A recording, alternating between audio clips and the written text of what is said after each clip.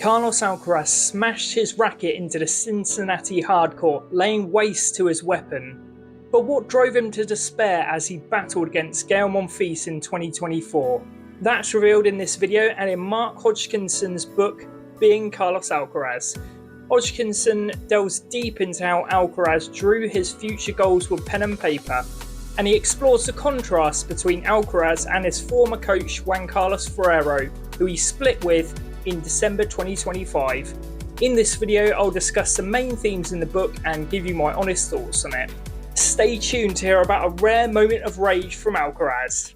So Alcaraz was actually born in Murcia, not in Madrid or Barcelona, which are the two places in Spain which are really known as their sport hotspots. He grew up in El Palmar, which is known as Europe's orchid for its 200,000 date palm orchids. And as a child, Alcaraz was actually quite small for his age, but he was always so competitive and so driven. In fact, he was seeing sports psychologists from the tender age of 8. His first psychologist, Josefina Catellas, asked Carlos to draw what he wanted for himself in the future, and he sketched out a picture of himself holding aloft the French Open trophy. Hodgkinson writes how Catellas still has these drawings, but would obviously never show them to anyone or give them away because, let's be honest, why would she? And in this passage about the young Carlos Alaraz, Hodgkinson really just depicts Alcaraz as such a disciplined and creative individual, even at such a tender age, and it's just so fascinating and such a great insight into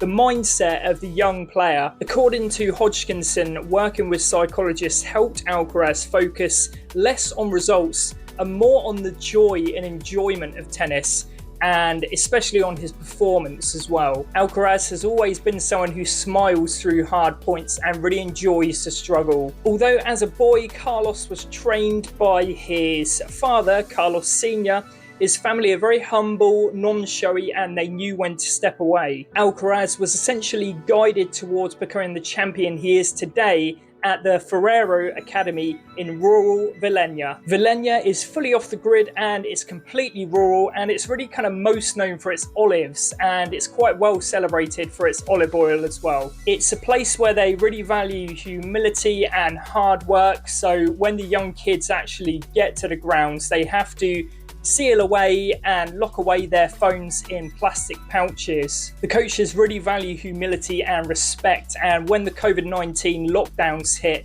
in 2020, Carlos Sr. really urged his son to go out to Villena and move to the Ferrero Academy on a permanent basis. That turned out to be a great decision, as before Alcaraz and Ferrero split in December 2025, Alcaraz had actually won 6 Grand Slams under the tutelage of Ferrero, leading to the Ferrero Academy actually naming a court after Carlos Alcaraz. Of course, Alcaraz and Ferrero really blossomed together as they worked in tandem for 7 years. Meanwhile, Ferrero once commented that he saw Alcaraz as his 4th son. So it was a real shock just before the Australian Open when it was announced that Alcaraz and Ferrero had suddenly split. Although it was supposedly mutual, Juan Carlos Ferrero said, "It's clear that there's been a radical change for everyone. Adapting isn't easy for me, obviously. It's not been a pleasant time at all." Now, in terms of the present day, this is just such a fascinating storyline in tennis because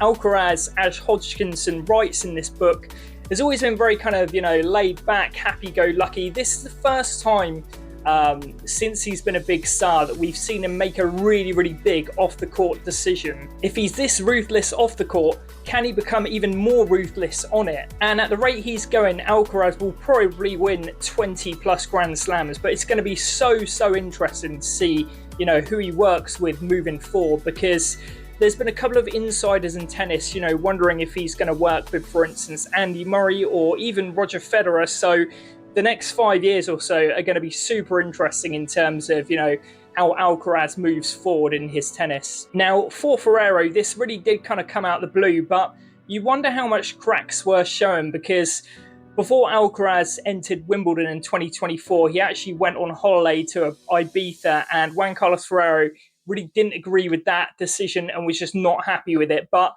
maybe this was the start of Alcaraz, turning into his own man, so to speak. Hodgkinson also writes that, there's quite a lot of contrast between Alcaraz and Ferrero in terms of their personalities. So Alcaraz is, super friendly with the press. He says to them, call me Carlitos, call me Charlie. And Ferrero was very, very much introverted.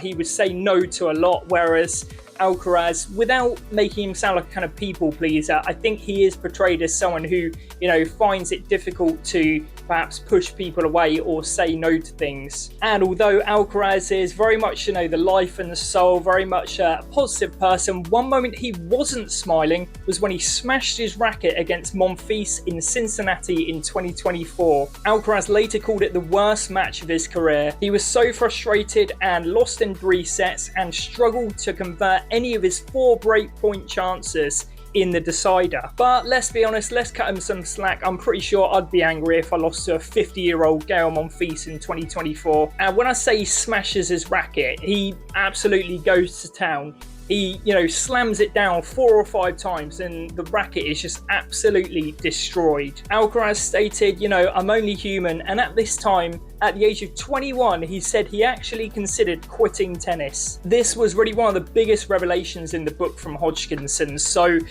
the story is that Carlos had really lost passion and lost the enjoyment for tennis. And remember early in the video when I spoke about, he didn't want it to be just about results. He wanted it to be about the joy, the fun, the level of performance. And if you lose that, what's left? It can't be just an obligation for Carlos to play tennis. He has to really love it. This was just a fascinating insight into Alcaraz being so vulnerable, and it was a really, a look at the human side of the player. But just imagine, can you imagine how different tennis would look now if Alcaraz at 21 just hung up his racket and just said, no more, not for me. On the subject of smashing rackets, I've just always found this kind of so weird, because Alcaraz's team were literally absolutely shocked and flabbergasted at Alcaraz's moment of anger.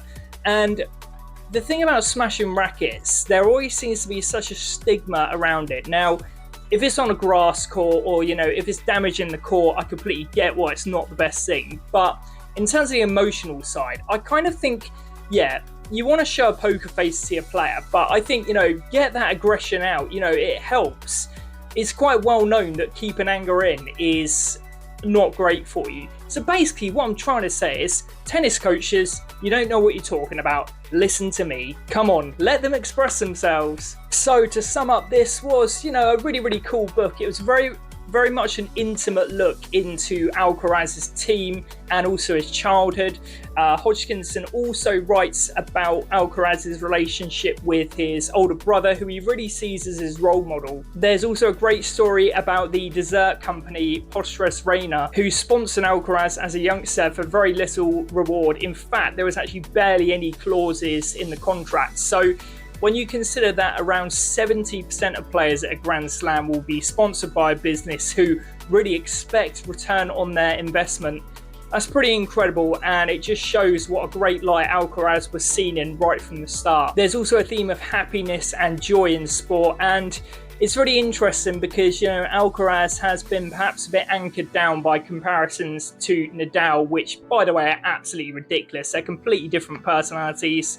Nadal was nowhere near as, creative and flashy and attacking as Alcaraz, which is something which Hodgkinson really reflects on and expands on in the book, and I completely agree with that. Hodgkinson also delves a little bit deeper into Spanish tennis and also gets some really, really interesting insight from the likes of Catellas, also Garbine Muguruza, Paula Badosa, and Alex Corretja. So although this book was actually pretty awesome and it was a really, really fun read, I think a much better book from Hodgkinson is Searching for Novak, which he wrote about Djokovic. I think he wrote it in about 2024, 2025.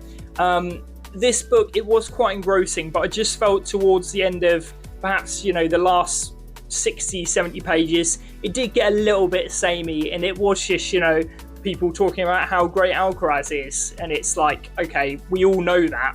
But yeah, I would say this is probably a solid 3 out of 5, so it's definitely worth your time if you're more than just a casual tennis fan. So that pretty much sums up my thoughts. Thanks so much for watching. See you soon.